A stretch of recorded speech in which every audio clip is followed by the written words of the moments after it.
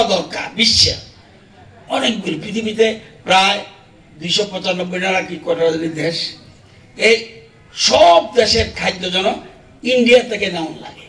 এটাকে বিশ্বের শস্য ভান্ডার করার জন্য আমাদের প্রধানমন্ত্রী চাইছে, এবং এটা করার জন্যই, এবং আমাদের দেশের মূল ভিত্তি হলো কৃষি, মেইন জিনিস কৃষি। এটা কিন্তু আমাদের যেমন ত্রিপুরা দেখবেন, আগে ধারণা কি ছিল, আমাদের ত্রিপুরাতে আজকে এত বছর হয়েছে আমার ত্রিপুরাতে পেঁয়াজ হয় না, এটা একটা আমাদের ধারণা।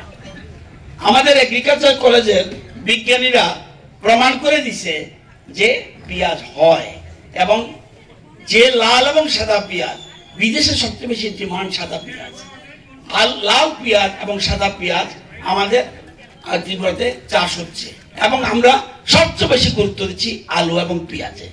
কারণ এটা যদি সম্ভব করতে পারি, মানুষ দেখবেন আপনার বাড়িতে যদি 3টা জিনিস থাকে, 4টা জিনিস থাকে, আপনারা খাওয়ার চিন্তা করে লাগবে না।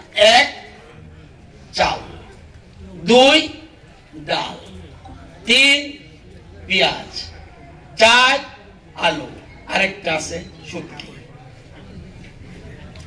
আর কেউ চিন্তা করবো না খাওয়ার লেগে, মাছ খান, ডিম খান, চাইছে খান, এই 5টা জিনিস থাকলে আমাদের এবং ত্রিপুরাতে সবকিছু আমরা এই জিনিসের উপর আমরা খাদ্য স্বয়ংবরিত হইব।